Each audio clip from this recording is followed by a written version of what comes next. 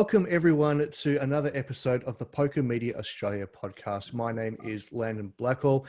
My usual compatriot in the form of Ben Blashke unfortunately couldn't be with us today. However, we are joined by the maestro from Lights, Camera, Action Poker, the magician extraordinaire, Mr. Tom Bauer. Tom, good morning. Good morning, Landon. Yes, Ben's absence is definitely my game this morning. I'm delighted with our guest. And I guess you should also be delighted the poker scene in the state of Queensland got a huge boost with the Australian Poker Tour finally launching, or relaunching, I should say, at the Eaton's Hill Hotel in Brisbane. Yeah, live poker back with a boom. We've had a minor series just before the APT with Mark May's Check Race series, and then APT hitting in a massive way. Just over $700,000 in prize pool. Well, plenty of big winners coming out from that, of course. That wrap-up piece now available on the PokerMedia Australia website, pokermedia.com.au. But talking of big winners, it comes no bigger than this. 5,802 entries, generating a total prize pool of 27.5 million US. First place prize of 3.9 million and change. It is our honor and privilege to welcome the Bulgarian bombshell that is Stoyan Madanzhiev. Good morning to you, sir. Thank you. Thank you for the introduction. It's morning on your side. I'm in Bulgaria now and it's 12 o'clock, but nice to meet you guys.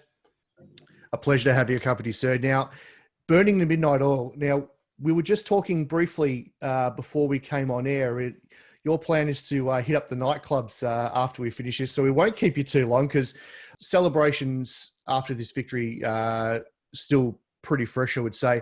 I saw on Instagram just yesterday the little celebration that you had there. I think it was in your backyard or someone's backyard there. Whose idea was that to put that little impromptu presentation together? Yeah, it's a guest house based here in Bulgaria.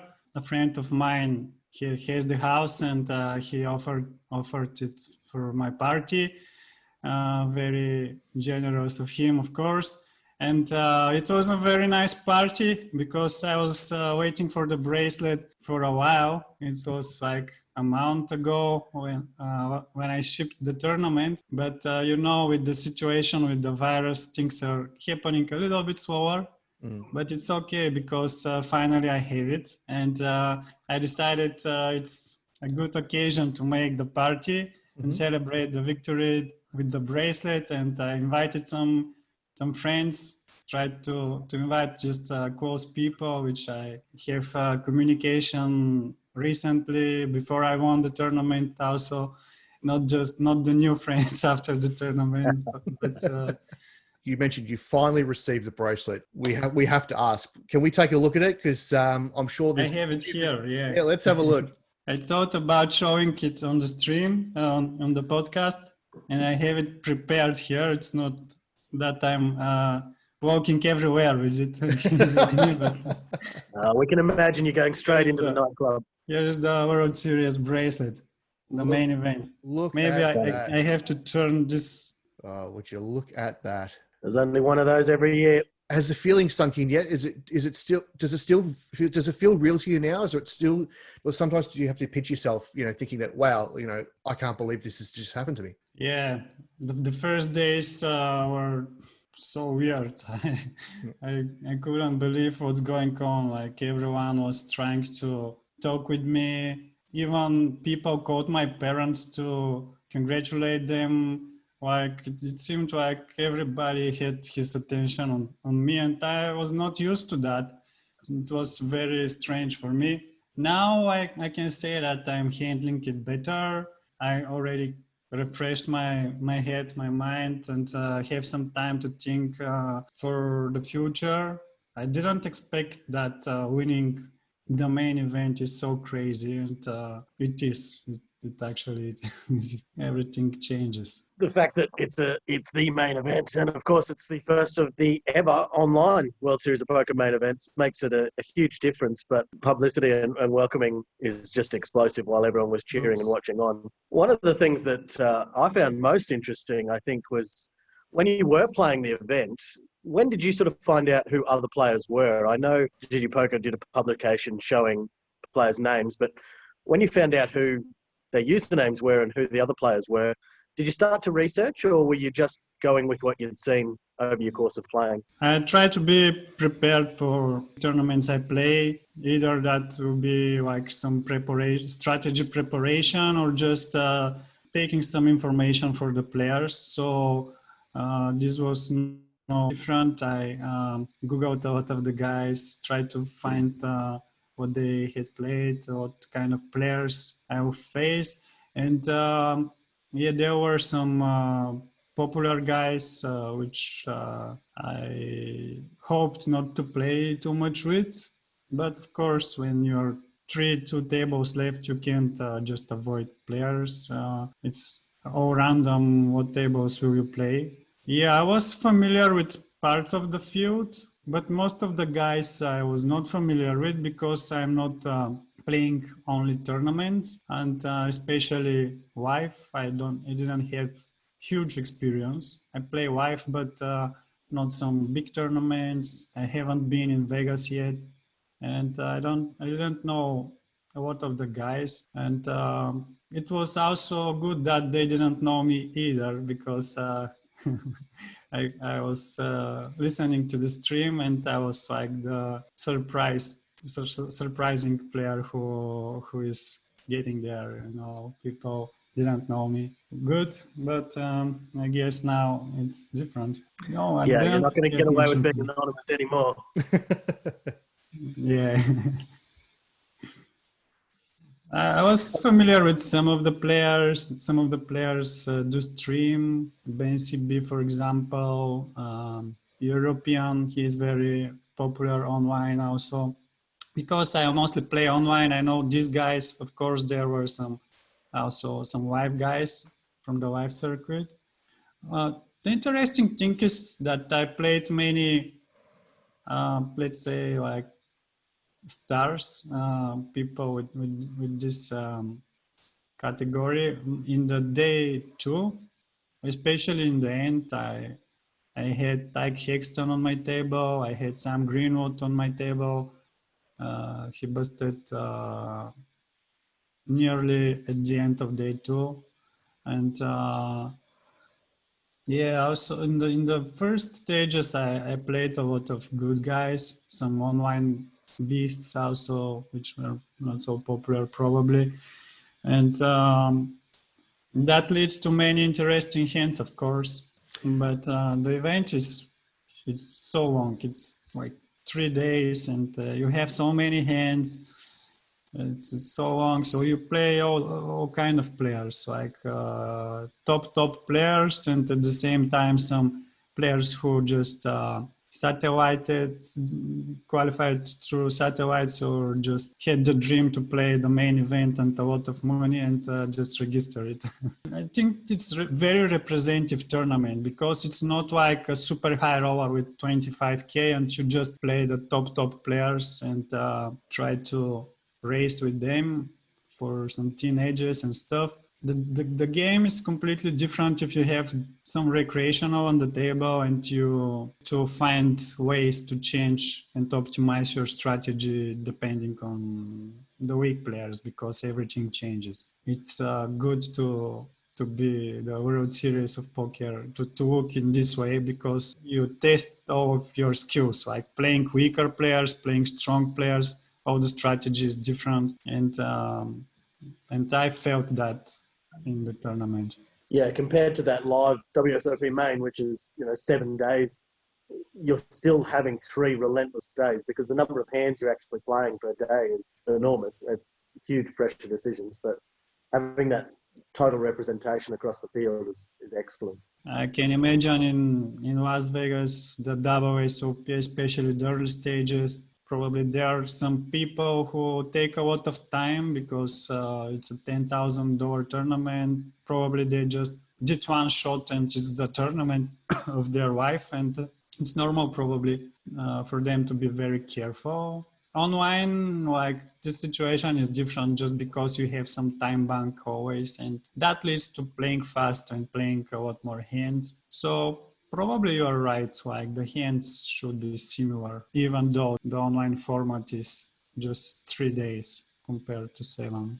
Let's talk about some maybe some plans for the future, or in fact, plans that may have been made for this year, but obviously put on hold because of COVID-19. So you mentioned, obviously, you play a lot more online than you do in live. I guess this question comes in two parts. The first question would be, are you planning to play more live events? And apart from Las Vegas, what are some of the other live events that you're wanting to play in the future? Even before the tournament and even before COVID started getting so serious, I was planning to play a lot of live events. Probably I was going to Las Vegas anyway this summer. The plans are the same now, with the difference that I can play a lot more comfortable now. With bigger bankroll, significantly bigger bankroll, more events. Easily I can play 5K tournaments, which I think I have a good edge in. My plans are to prepare, to continue working on my game, build some self-belief that if I'm the world champion, I can just go ahead and crush everyone. You know, there are some guys who constantly work, and you can't have this luxury to just jump in events and compete with them. While I cannot travel to prepare and to study the game more, and I hope there will be a nice event which is can be made even the situation. I think there was an EPT Sochi, but I'm not sure what happened there. So yeah, I don't even care about the destination so much. I just want to play some poker with good stakes, some challenging poker for me now. So I don't care if it will be Vegas or Europe or Australia even though it's hard. It's far away, you know. It's hard to travel to there. I never been in Australia, but since I was kid, I was curious about the country because it's so different of the others. You have different animals, different nature.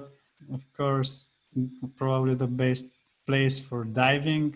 I am very open to such experiences. So even in Australia, if you have Aussie Millions or some other series, I would love to come. But let's see what will happen with the corona. So one of the things that I think will be interesting, I don't know if you've seen much of it yet, but have you been able to use your newfound reputation or name as almost a bounty, essentially? Are players trying to beat the champ? Are you getting any value or implied value out of the fact that I beat the World Series of Poker champion? Yeah, it was surprising to me because seems like everyone finds out who I am, even if I play in different poker rooms than GG Poker. They don't know my they shouldn't know my nickname, but when they see me on the table, they just congratulate me for the WSOP. Seems like people are good with searching, and I was very surprised how popular I'm getting really fast. But other than that, I haven't played much poker in the last month because you don't have live events, and online you don't have much because I don't feel like playing $100 tournament or $200 tournament. It's not challenging enough for me at this point. And that was what I was grinding usually.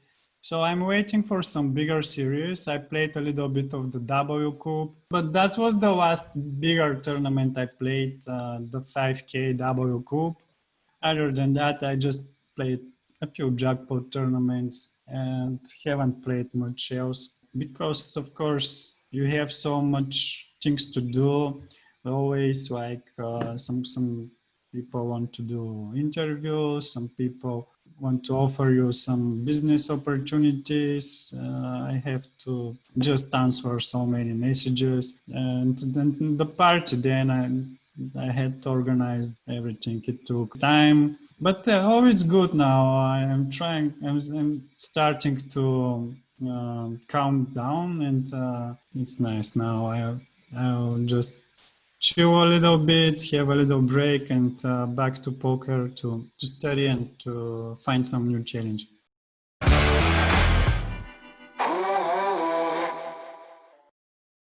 let's move away from poker for just a moment. What are some of your passions or hobbies outside of poker? What is it that you really like to do? And what are some of the things that you want to tick off your bucket list as soon as possible? Yeah, it's hard to say because I was living okay even before the tournament.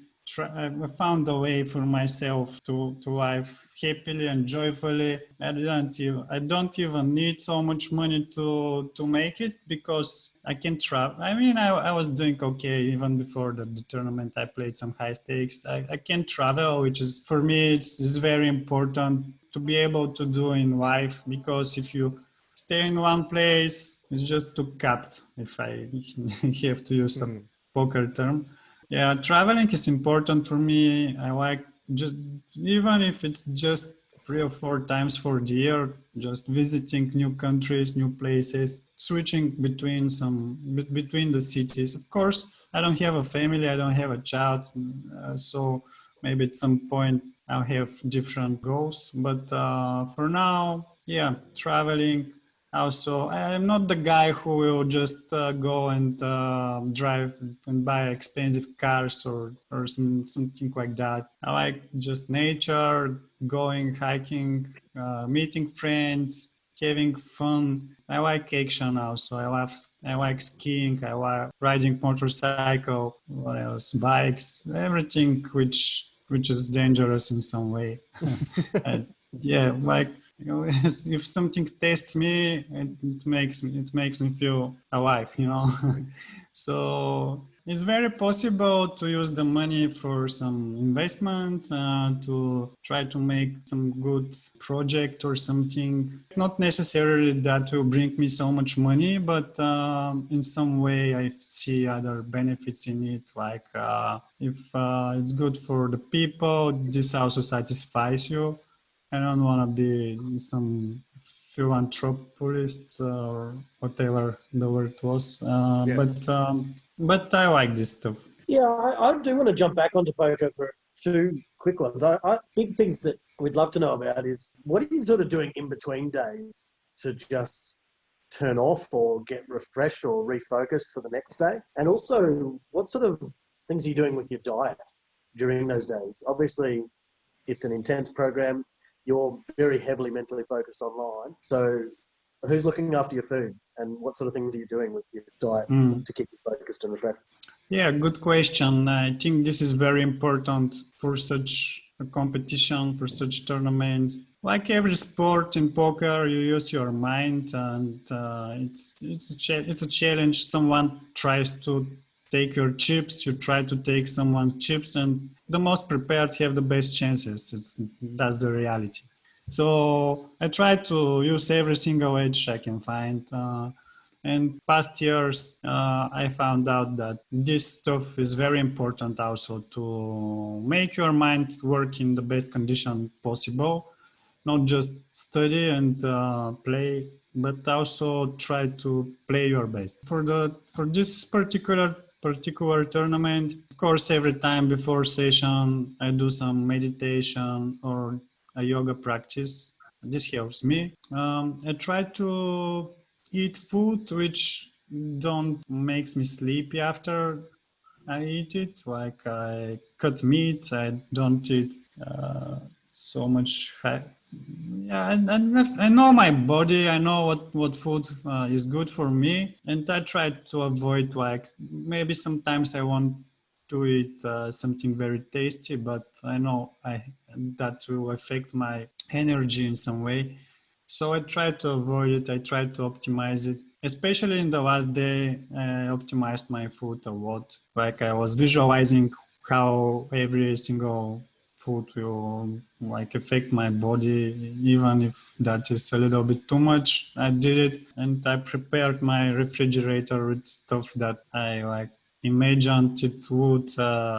I would need, for example, if I'm tired, I would need some fast, like biscuits, for example. I do, because if I feel very tired, it boosts you fast. Yeah, whatever. I'm not a food specialist, but I try just to explore my body, and with years, I'm getting better with it and watch what food how it makes me feel. But yeah, for the tournament also, I tried to prepare to organize my working space. I wanted to have everything clear around me, like the light, the windows, everything. And yeah, again, meditative practices, which helps me to clear my mind, to be focused. And when I have the decision, it gives me some edge, because if a TV is working on the other side of the room, it might take my attention even for a second. And if I'm a little distracted, I might just snap code that, and this will be the tournament. Like, it will be the end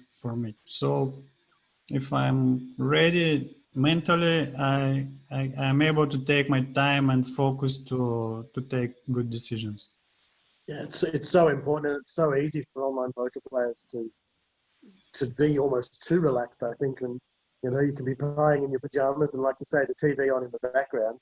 It just doesn't set you up for success.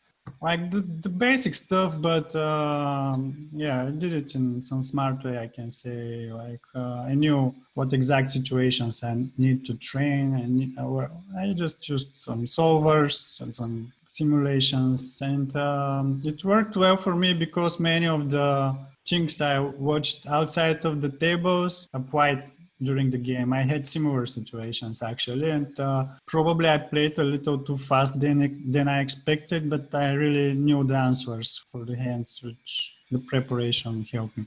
Before we wrap this up, I do want to ask about that final hand. And I watched it again and again and again yesterday. Just incredible how it played out. Can you talk us through the roller coaster of emotion that you were feeling as that hand played out, going down each street? Yeah, I was like in some beast mode, just trying to play so focused, like win the pots, take the good decisions. And I felt like I was running good. I can't say I wasn't. Yeah, the final, like actually I was prepared for very long heads up match, because my opponent, Win Ling Gao, hard to say her name, she had this strategy that she was kind of patient, and you know, with 150 big blinds, this could take a long. Also, didn't want to get in some marginal situation, like some big flip, ace king versus queens or something like that. I like to play post flop against her, and we had some very interesting hand before that too. But I was expecting, because I was not going for some 4-bet pots and stuff like that, I tried to avoid. I was expecting that to lead to a long match, because we will play so many small pots. The hand with 7-6, yeah, I flopped the straight. 3-4-5 on the flop. I have 6-7. She mini raised pre-flop. I called. I'm flopping the absolute nuts there. Rainbow board.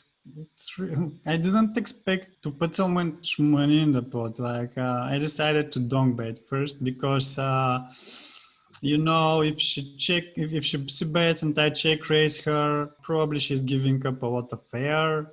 And she was somewhat aggressive post flop, and I was expecting her to put pressure on me, and she is allowed to do it on this board, because when I just call pre-flop, I don't have aces, kings, queens, jacks, tens.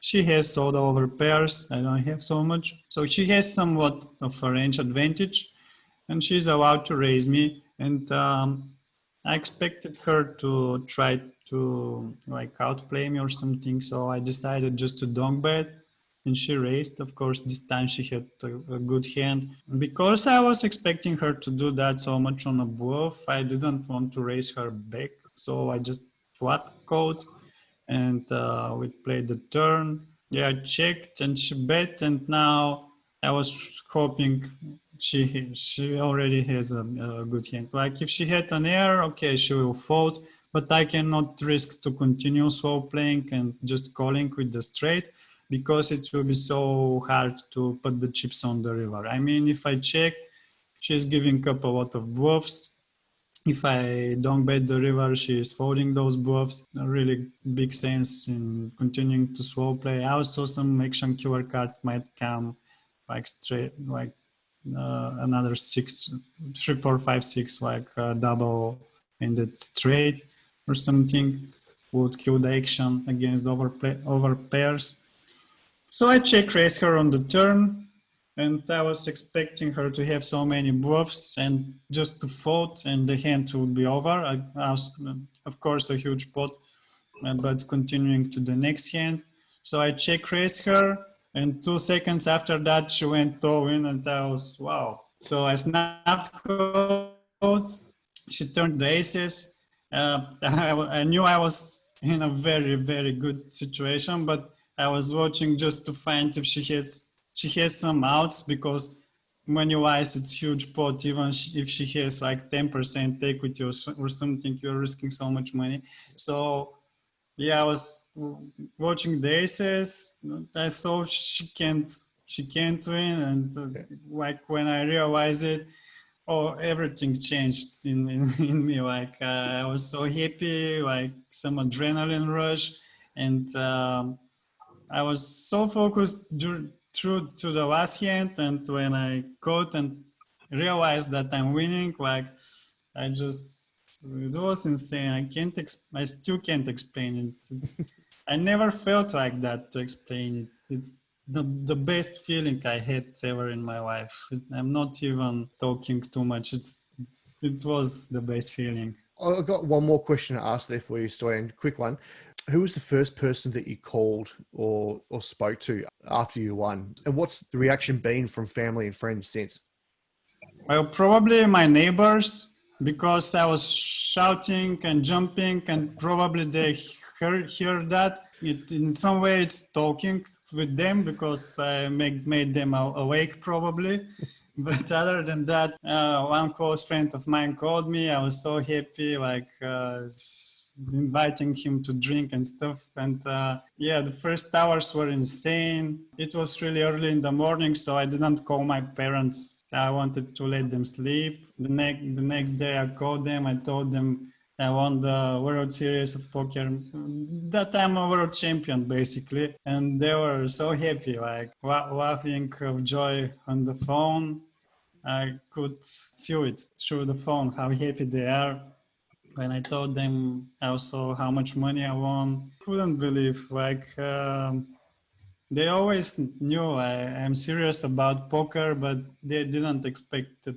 I didn't expect it, something like this. And today we are like, there is some better energy, because my parents were a little skeptical about poker, even though I'm a successful player, but they're just this type of people.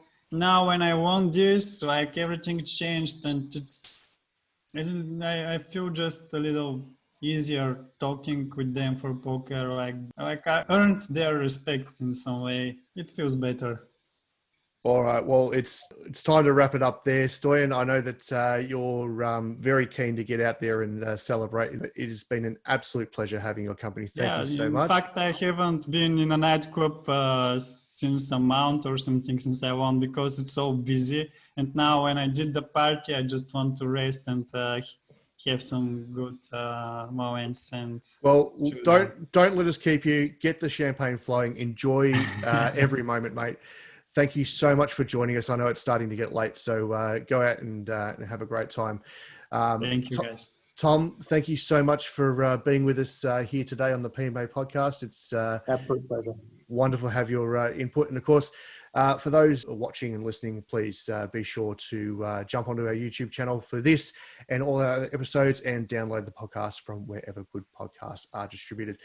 For Stoyan Madanzhiev and for Tom Bauer, this is Landon Blackwell for the PMA podcast. We'll see you soon. Bye for now.